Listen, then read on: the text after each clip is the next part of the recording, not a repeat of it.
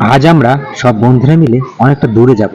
যদিও আমাদের লাইফে এখনো পর্যন্ত আমরা কোনোদিন রাস উৎসব দেখতে আইসমালি যাইনি। তাই তো আমরা সব বন্ধুরা আজকে আইসমালি যাব মেলা দেখতে।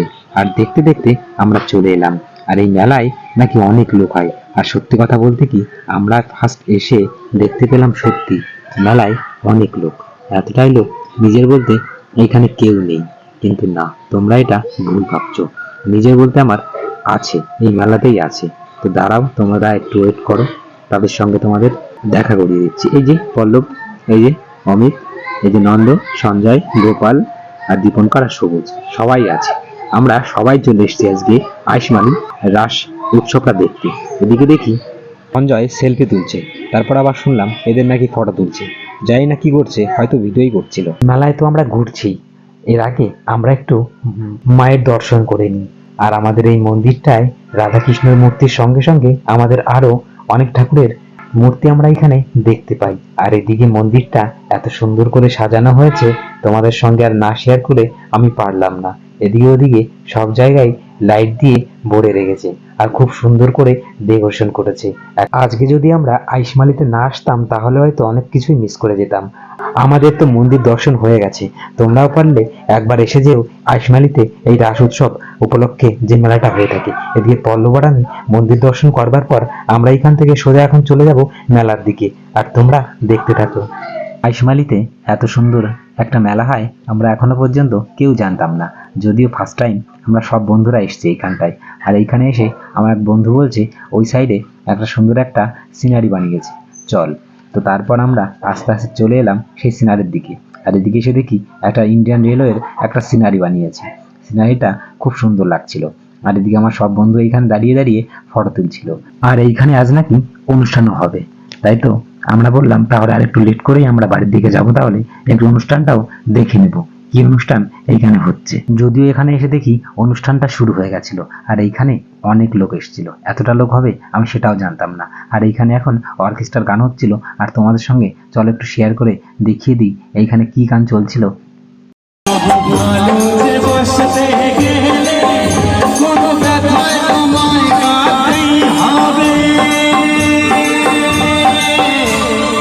গানটা খুব সুন্দরই গাইছিল। তারপর আমরা এখান থেকে এখন চলে যাব সোজা মেলায়, যদিও আমরা এখনো পর্যন্ত মেলায় যাইনি। চলো আমরা মেলায় যাই আর তোমরা আমাদের সঙ্গে দেখতে থাকো। মেলার মধ্যে ঢুকলে শুধু মেয়েদের জিনিস। এইখানেও দেখতে পেলাম অনেক কানের দুল আছে, কিন্তু এগুলো দেখে আমার কোনো লাভ নেই, কারণ এগুলো দিয়ে আমি কি বা করবো। আরে বাবা, এইখানে ঢুকবার পর দেখতে পেলাম এক জায়গায় শুধু কানের দুল আর কানের দুল। এই কানের দুলগুলো দেখতে দেখতে সব শেষে ওই কোনায় ওই গোল্ডেন কালারের ওইখানটায় আমার চোখটা গিয়ে দাঁড়ালো। কেন দাঁড়ালো তোমাদের একটা জিনিস দেখাই, তাহলে দেখতে থাকো।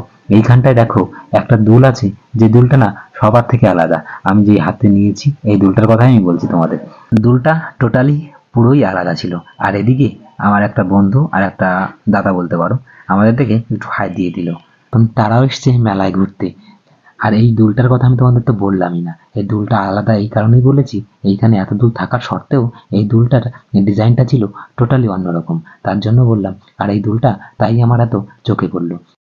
এদিকে আমার আর কটা বন্ধু দেখলাম এখান থেকে ওই সামনের দিকে চলে গেছে, কিন্তু আমি এখানে গিয়ে দেখি আমার বন্ধুটা একটা বাচ্চার সঙ্গে কথা বলছে। আর তারপর দেখি ওকে সোয়েটার পরিয়ে দিচ্ছে, কিন্তু আমি এর মানে কিছুই বুঝতে পারলাম না। তোমরা যদি বুঝে থাকো তাহলে আমাকে একটা কমেন্ট করে জানিয়ে দিও আমার বন্ধুটা ওই বাচ্চাটাকে কেন সোয়েটারটা দিয়েছিল। এর পেছনে কিছু তো কারণ থাকতেই পারে। এইখান থেকে আবার চলে এলাম সেই মঞ্চের সামনে। আর দিকে এসে চুপ করে থাকো, তোমাদের একটা জিনিস দেখাচ্ছি, শুধু দেখো তোমরা।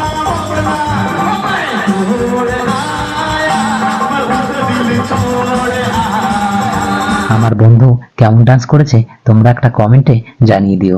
এদিকে দেখো এখন চুপ করে দাঁড়িয়ে আছে। তারপর আমার এক বন্ধু বলল এইখানে ভজগোবিন্দ আসবে, কিন্তু ভজগোবিন্দটা কে আমরা কেউ জানি না। তারপরেই আমার সামনে দিয়ে ভজগোবিন্দ চলে গেল, আমি তাও বুঝতে পারলাম না ছেলেটা কে ছিল। তারপর আমাকে বলল একটা কাজ কর, তুই মোবাইলটা বার কর, মোবাইলটা বার করে একটা গুগলে সার্চ মেরে দেখ ছেলেটাকে, তাহলে হয়তো চিনতে পারবি।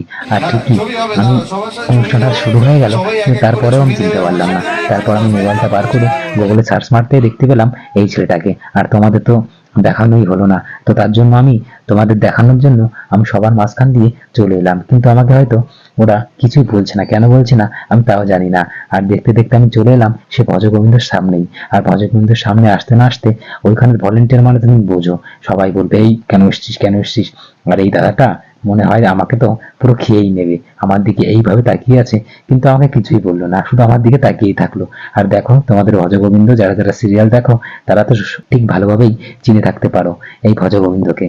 আর আমি দেখে পরে চিনতে পারলাম, যদিও আমি নাম শুনেছি কোনোদিন হয়তো দেখিনি, তো আজকে দেখেও ফেললাম এই আইসমালি এসে। আর সত্যি কথা বলতে কি, আইসমালিটা এসে আমরা অনেক এনজয় করেছি। আর এখন দেখো আমাদের বাড়ি যাওয়ার পালা, আমরা সবাই মিলে এখন বাড়ির দিকে রওনা দেব, কারণ অনেক রাত হয়ে গেছে। দেখতে দেখতে আমরা বাড়ির দিকে এখন রওনা দিই। আর তোমরা আমাদের ভিডিওটা যারা যারা প্রথম থেকে শেষ পর্যন্ত দেখেছো একটা শেয়ার করে দিও।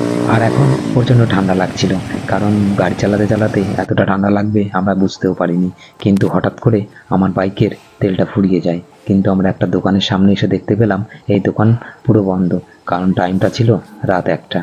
এখন কি করব, এদিকে বাড়ি থেকে ফোন করছিল। তারপর অনেক টাইমের পর পল্লব একটা জায়গা থেকে আমার জন্য 1 লিটার তেল নিয়ে আসলো। সত্যি কথা বলতে কি, এই টাইমে তেল পাবো আমরা ভাবতেও পারিনি। আর কপালটাই খারাপ ছিল, হয়তো আমাদের হেঁটে হেঁটে বাড়ি যেতে হতো, কিন্তু এর মধ্যেও আমরা একটু খুশি পেয়েছিলাম, কারণ তেলটা আমরা পেয়ে গেছিলাম। তারপর আবার আমরা তেলটা গাড়িতে ঢেলে ফেললাম। এদিকে বাড়ি থেকে অনেকবার ফোন করেছিল কোথায় আছিস কোথায় আছিস, কিন্তু তারপর আমি কথাটা বললাম যে তেল ফুরিয়ে গেছিলো গাড়ির, তার জন্য আমরা এইখানে দাঁড়িয়ে আছি। তোমাদের সঙ্গে এমন কোনো দিন হয়েছে যে অনেক রাত্রেবেলা কোনো জায়গায় কোনো তেল পাওয়া যাচ্ছে না, হেঁটে হেঁটে বাড়ি এসছো? যদি এমনটা হয়ে থাকে আমাকে একটা কমেন্ট করে জানিয়ে দিও। আর তোমরা যারা যারা আমার ভিডিওটা প্রথম থেকে শেষ পর্যন্ত দেখেছো তাদের অনেক ধন্যবাদ। Thank you for watching.